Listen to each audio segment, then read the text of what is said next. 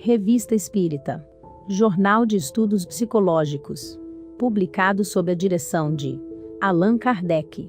1858. Primeiro ano. Abril, segunda parte. Deus e Universo. 1. Há 3 unidades primitivas, e, de cada uma delas, não poderia existir senão uma. Um Deus, uma verdade e um ponto de liberdade, isto é, o ponto onde se encontra o equilíbrio de toda oposição. 2. 3 coisas procedem das 3 unidades primitivas. Toda vida, todo bem e todo poder. 3. Deus é necessariamente 3 coisas, a saber, a maior parte da vida, a maior parte da ciência, e a maior parte do poder, e não poderia haver uma maior parte de cada coisa. 4. 3 coisas que Deus não pode deixar de ser. O que deve constituir o bem perfeito, o que deve querer o bem perfeito, e o que deve realizar o bem perfeito. 5. 3 garantias do que Deus faz e fará. Seu poder infinito, sua sabedoria infinita, seu amor infinito, porquanto nada há que não possa ser efetuado, que não possa tornar-se verdadeiro, e que não possa ser desejado por um atributo. 6. 3 fins principais da obra de Deus, como Criador de todas as coisas. Diminuir o mal, reforçar o bem, e pôr em evidência toda diferença, de modo que se possa saber o que deve ser, ou, ao contrário, o que não deve ser. 7. 3 coisas que Deus não pode deixar de conceder. O que há de mais vantajoso, o que há de mais necessário, e o que há de mais belo para cada coisa. 8. 3 poderes da existência. Não poder ser de outro modo, não ser necessariamente outro, e não poder ser melhor pela concepção, e é nisso que está a perfeição de todas as coisas. 9. 3 coisas prevalecerão necessariamente: o supremo poder, a suprema inteligência, e o supremo amor de Deus. 10. As 3 grandezas de Deus: vida perfeita, ciência perfeita, poder perfeito. 11. 3 causas originais dos seres vivos: o amor divino, de acordo com a suprema inteligência, a sabedoria suprema, pelo conhecimento perfeito de todos os meios, e o poder divino, de acordo com a vontade, o amor e a sabedoria de Deus. Os 3 círculos. 12. Há 3 círculos de existência. O círculo da região vazia, selgante, onde, exceto Deus, não há nada vivo, nem morto e nenhum ser, que Deus não possa atravessar. O círculo da migração, a brede, onde todo ser animado procede da morte, e o homem o atravessou, e o círculo da felicidade, Gwynfide, onde todo ser animado procede da vida, e o homem o atravessará no céu. 13.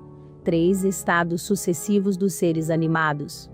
O estado de descida no abismo, Unnofen, o estado de liberdade na humanidade, e o estado de felicidade no céu. 14. 3 fases necessárias de toda existência em relação à vida: o começo em Unnofen, a transmigração em Abrede, e a plenitude em Gwynfide, e sem essas 3 coisas nada pode existir, exceto Deus. Em resumo, sobre esse ponto capital da teologia cristã, assim como Deus, em seu poder criador, tira as almas do nada, as tríades não se pronunciam de maneira precisa.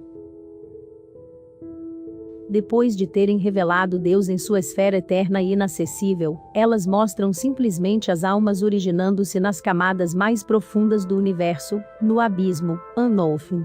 Daí passam para o círculo das migrações, a brede, onde seu destino é determinado através de uma série de existências, conforme o bom ou mau uso que hajam feito de sua liberdade.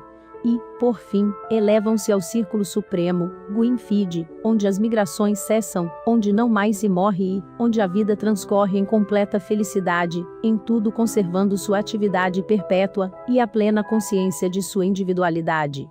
Seria preciso, com efeito, que o druidismo caísse no erro das teologias orientais, que levam o homem a ser finalmente absorvido no seio imutável da divindade. porquanto, ao contrário, distingue um círculo especial, o círculo do vazio, ou do infinito, selgante, que forma o privilégio incomunicável do Ser Supremo, e no qual nenhum ser, seja qual for o seu grau de santidade, jamais poderá penetrar. É o ponto mais elevado da religião, visto marcar o limite fixado ao progresso das criaturas. O traço mais característico dessa teologia, se bem seja um traço puramente negativo, consiste na ausência de um círculo particular, tal qual o Tártaro da antiguidade pagã, destinado à punição sem fim das almas criminosas. Entre os druidas, o inferno propriamente dito não existe. A seus olhos, a distribuição dos castigos efetua-se, no círculo das migrações, pelo comprometimento das almas em condições de existência mais ou menos infelizes, onde, sempre senhoras de sua liberdade, expiam suas faltas pelo sofrimento, e se predispõem, pela reforma de seus vícios, a um futuro melhor.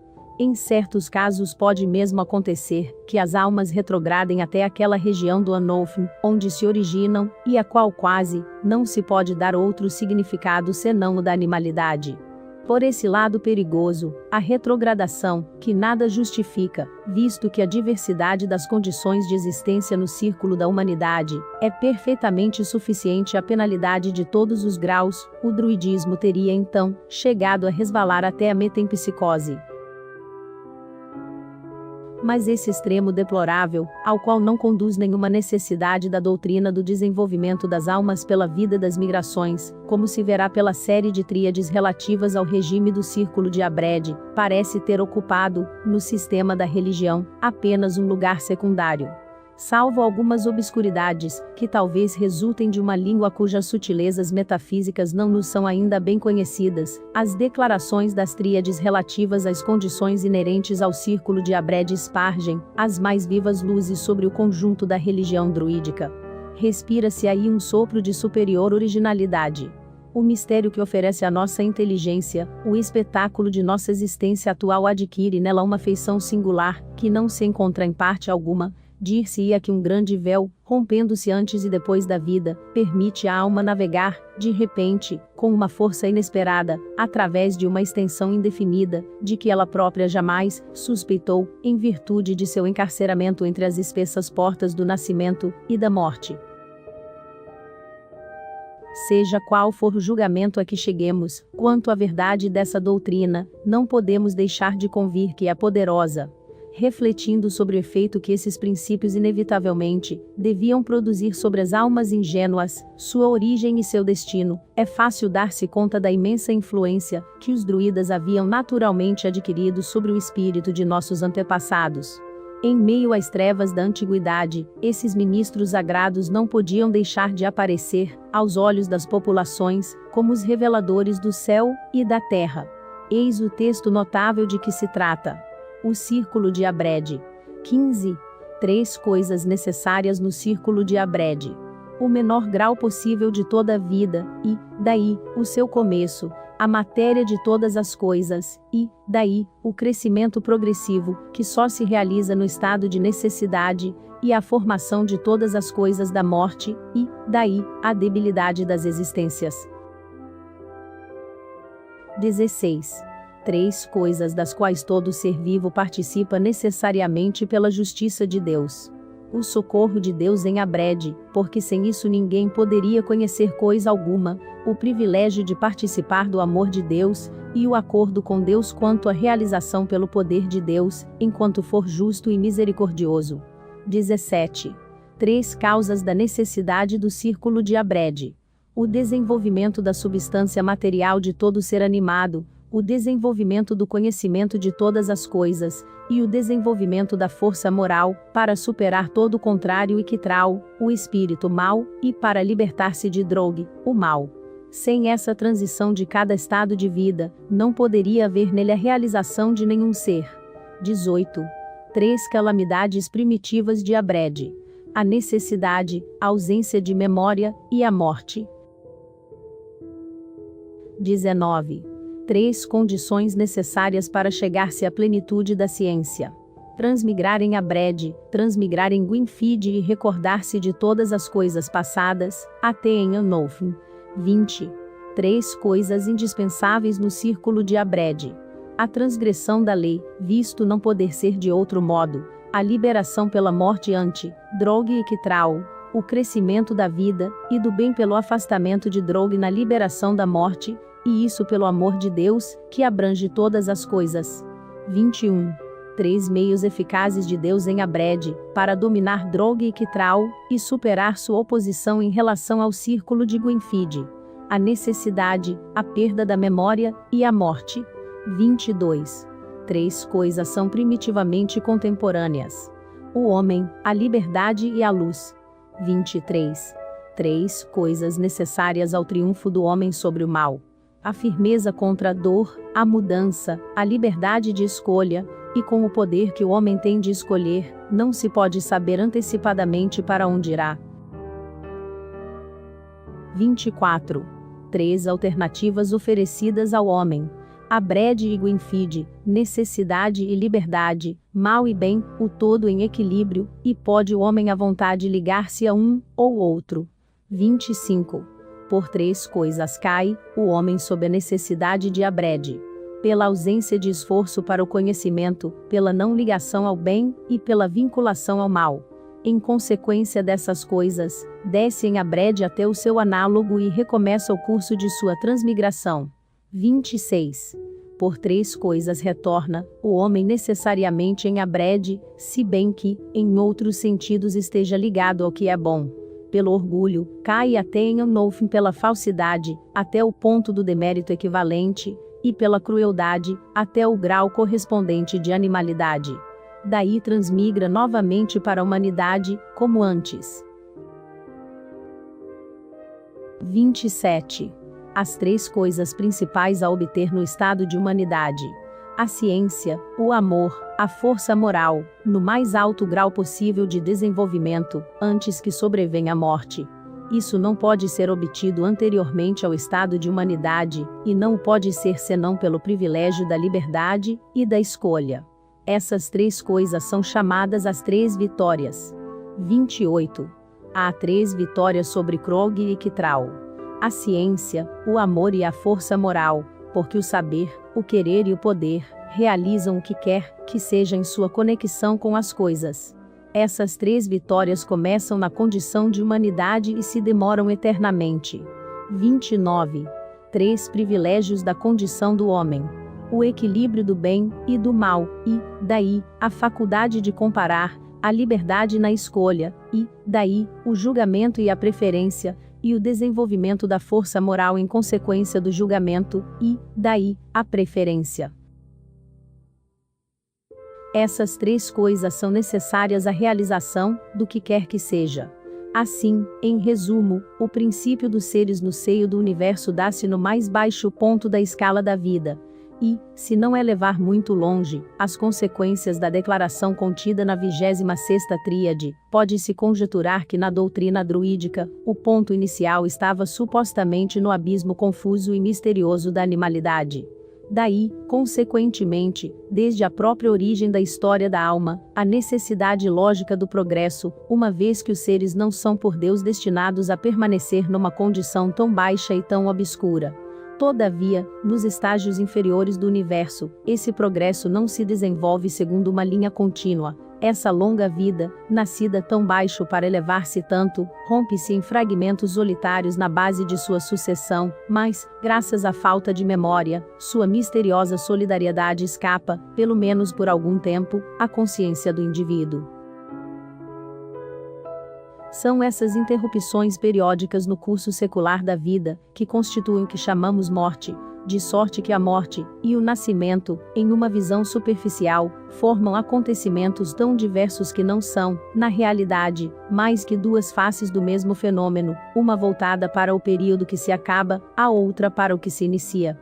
Considerada em si mesma, a morte não é uma calamidade verdadeira, mas um benefício de Deus que, rompendo os hábitos estreitíssimos que havíamos contraído com nossa vida presente, transporta-nos a novas condições, e dá lugar, desse modo, a que nos elevemos mais livremente a novos progressos. Assim como a morte, a perda de memória, que a acompanha deve ser tomada também como um benefício. É uma consequência do primeiro ponto. Porque se a alma, no curso dessa longa vida, conservasse claramente suas lembranças de um período a outro, a interrupção não seria mais que acidental, e não haveria, nem morte propriamente dita, nem nascimento, visto que esses dois acontecimentos perderiam, desde então, o caráter absoluto que os distingue e lhes dá força. E, até mesmo do ponto de vista dessa teologia, não parece difícil perceber até que ponto a perda da memória pode ser considerada um benefício. No que concerne aos períodos passados, em relação ao homem em sua condição presente. Porque se esses períodos passados constituem uma prova, como a posição atual do homem no mundo de sofrimentos o indica, foram infelizmente maculados de erros e de crimes. Causa primeira das misérias e das expiações de hoje, representando para a alma evidente vantagem, por achar-se ela livre da visão de tão grande quantidade de faltas, bem como dos remorsos, deveras acabrunhantes que daí se originarão. Não a obrigando a um arrependimento formal senão em relação às culpas da vida atual, assim se compadecendo de sua fraqueza, Deus realmente lhe concede uma grande graça. Enfim, segundo essa mesma maneira de considerar o mistério da vida, as necessidades de toda a natureza, a que estamos submetidos neste mundo, e que, desde o nosso nascimento determinam, por uma sentença por assim dizer fatal, a forma de nossa existência no presente período, constituem um último benefício, tão sensível quanto os dois outros. Porque, em definitivo, são essas necessidades que dão à nossa vida o caráter que melhor convém às nossas expiações e às nossas provas e, conseguintemente, ao nosso desenvolvimento moral. E são ainda essas mesmas necessidades, seja de nossa organização física, seja das circunstâncias exteriores, em cujo meio somos colocados que, arrastando-nos forçosamente ao termo da morte, conduzem-nos por isso mesmo à nossa suprema libertação. Em resumo, como dizem as tríades em sua enérgica concisão, aí está todo o conjunto e as três calamidades primitivas, bem como os três meios eficazes de Deus em Abrede. Entretanto, mediante qual conduta a alma realmente se eleva nesta vida e merece alcançar, após a morte, um modo superior de existência? A resposta que dá o cristianismo a essa questão fundamental é de todos conhecida. É sob a condição de destruírem-se o egoísmo e o orgulho, de desenvolver, na intimidade de sua substância, os valores da humildade e da caridade, únicos eficazes e meritórios perante Deus. Bem-aventurados os brandos, diz o Evangelho, bem-aventurados os humildes. A resposta do druidismo é bem diversa e contrasta claramente com esta última. Segundo suas lições, a alma se eleva na escala das existências com vistas a fortificar a sua personalidade, através do trabalho sobre si mesma, resultado que naturalmente obtém pelo desenvolvimento da força do caráter, aliada ao desenvolvimento do saber. É o que exprime a 25ª tríade, que declara que a alma recai na necessidade de transmigrações, isto é, nas vidas confusas e mortais, não só por alimentar as más paixões, como também pelo hábito da tibieza no cumprimento das ações justas, e pela falta de firmeza no apego ao que prescreve a consciência, numa palavra, pela fraqueza de caráter. E, além dessa falta de virtude moral, a alma é ainda retida em seu progresso em direção ao céu pela falta de aperfeiçoamento do espírito. A iluminação intelectual, necessária para a plenitude da felicidade, não se opera na alma bem-aventurada simplesmente por uma irradiação graciosa do alto, e não se produz na vida celeste, a não ser que a própria alma tenha se esforçado, desde esta vida, para adquiri-la. A tríade também não fala apenas da falta de saber, mas da falta de esforços para saber, o que, no fundo, como para a virtude precedente, é um preceito de atividade e de movimento.